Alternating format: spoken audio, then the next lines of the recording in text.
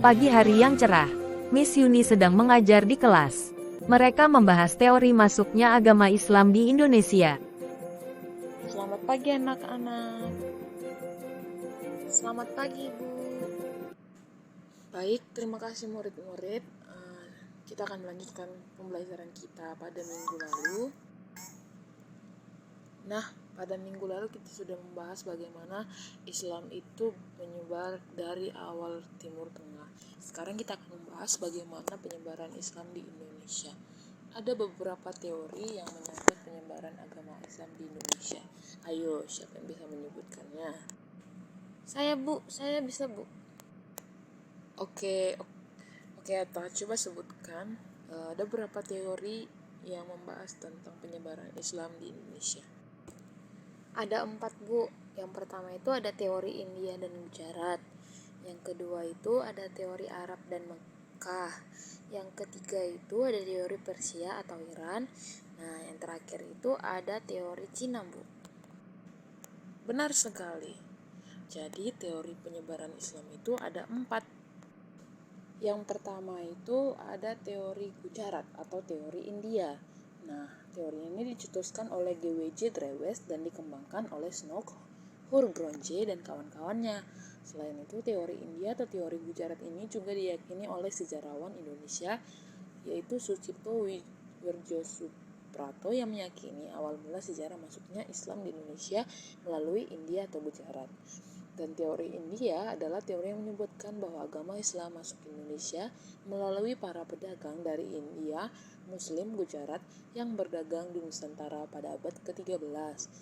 Para saudagar dari Gujarat yang datang dari Malaka kemudian menjalin relasi dengan orang-orang wilayah barat di Indonesia. Kemudian setelah itu berbentuklah sebuah kerajaan Islam yang bernama Kerajaan Samudra Pasai. Bukti-bukti yang menguatkan teori ini tuh adalah makam Malik As-Saleh yang merupakan salah satu pendiri kerajaan Samudra Pasai. Corak dari batu nisan Malik As-Saleh sangat mirip dengan batu nisan yang ada di Gujarat.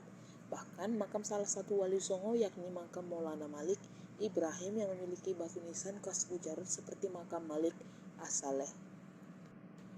Coba Atta kamu jelaskan bagaimana teori Arab atau teori Mekah itu.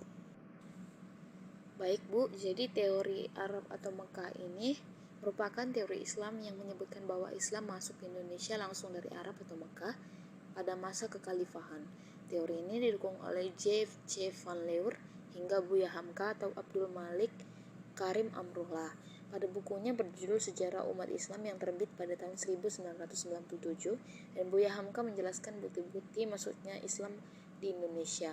Bukti yang dimaksud Buya Hamka adalah beberapa sumber naskah kuno Cina yang menyebutkan bahwa sekelompok bangsa Arab yang bermukim di pesisir barat Pulau Sumatera pada tahun 625 Masehi. Selain itu, kawasan tersebut yang ada pada saat itu merupakan kekuasaan kerajaan Sriwijaya. Juga ditemukan pada batu nisan yang bertuliskan nama Syekh Rukunuddin yang wafat pada 672 Masehi Bu.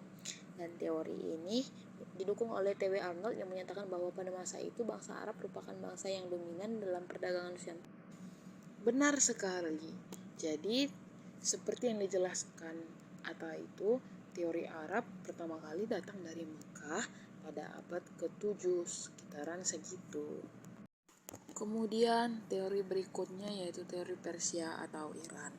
Teori yang menyatakan bahwa asal mula sejarah masuknya agama Islam ke Indonesia dari negara Persia yang sekarang bernama negara Iran adalah teori yang didukung oleh Hussein Jajadiningrat dan Umar Amir Hussein. Jajadiningrat berpendapat jika teori Persia ini selaras dengan asal mula masuknya Islam ke Indonesia, dan hal ini dikarenakan menurut Jajadiningrat kebudayaan Islam di Nusantara memiliki banyak kesamaan dengan kebudayaan Islam di Persia. Nah anak-anak, salah satu contoh kebudayaan Islam di Nusantara yang mirip dengan kebudayaan Islam di Persia adalah kaligrafi yang ada di makam batu nisan di Nusantara. Ada pula beberapa ritual keagamaan seperti tabot di daerah Bengkulu dan tabuik di daerah Sumatera Barat yang hampir sama persis dengan ritual keagamaan di Persia yang diadakan setiap tanggal 10 bulan Muharram.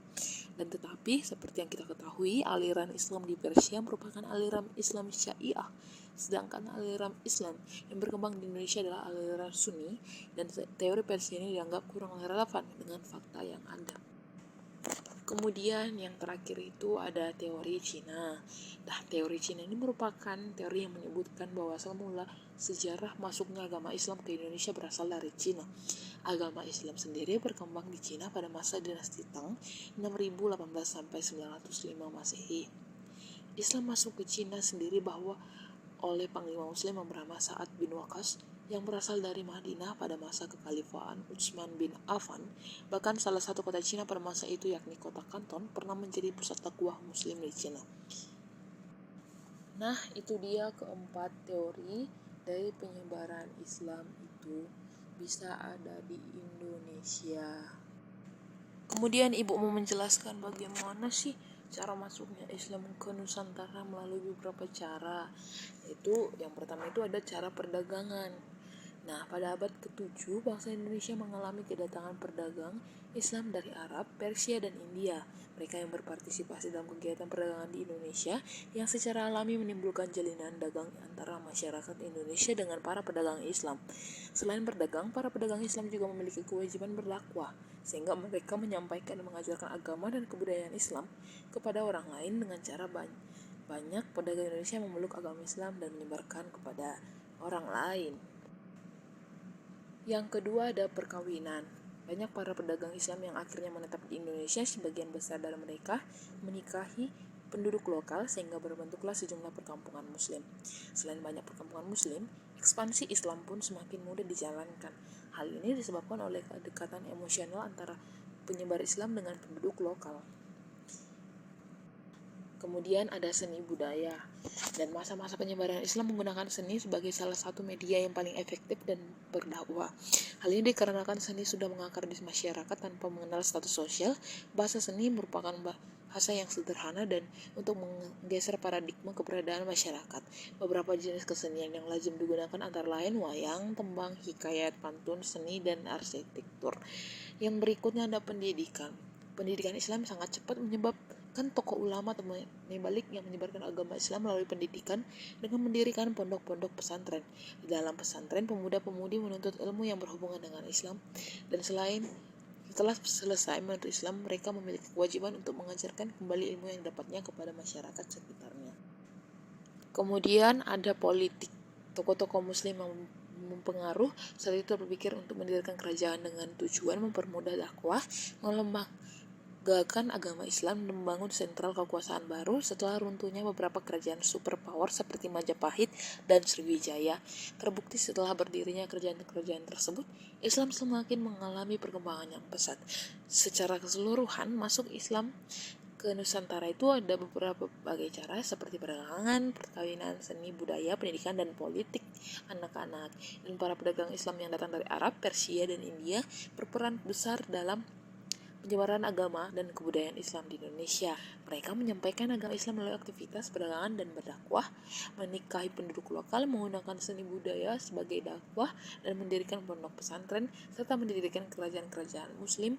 Dan demikian, Islam secara bertahap menyebar dari Persia, Arab, India kepada bangsa Indonesia. Nah, anak-anak, jadi siapa yang bisa menjelaskan bagaimana cara Islam itu menyebar di Indonesia seperti yang Ibu jelaskan tadi? Saya, Bu. Oke, Ata lagi. Oke, baik Ata, coba kamu jelaskan apa yang sudah Ibu jelaskan tadi. Jadi Bu, secara keseluruhan Islam masuk ke Nusantara terjadi melalui berbagai cara, seperti perdagangan, perkawinan, seni budaya, pendidikan, dan politik, Bu. Jadi para pedagang Islam yang datang dari Arab, Persia, India berperan besar dalam penyebaran agama dan kebudayaan Islam di Indonesia, Bu. Mereka menyampaikan agama Islam melalui aktivitas perdagangan dan berdakwah, menikahi penduduk lokal, dan menggunakan seni budaya sebagai media dakwah, mendirikan pondok pesantren, dan mendirikan kerajaan-kerajaan Muslim. Dan dengan demikian, Islam secara bertahap menyebar dari pedagang Persia, Arab, dan India kepada bangsa Indonesia, Bu. Benar sekali. Kamu sangat menyimak pembelajaran Ibu Ata. Baiklah, kamu akan Ibu berikan nilai A+, dan semangat belajar lagi ya, Ta. Makasih, Bu. Baiklah, karena waktu kita sudah menunjukkan pukul untuk kita pulang, marilah kita keluar dari kelas ini. Terima kasih untuk waktunya anak-anak. Selamat siang. Terima kasih Bu, selamat siang juga. Terima kasih teman-teman. Makasih kalian karena sudah menonton video aku dalam pembuatan animasi 3D untuk memenuhi tugas dari dosen aku, Pak Ricu. Bye-bye, sampai ketemu di tugas berikutnya. See you.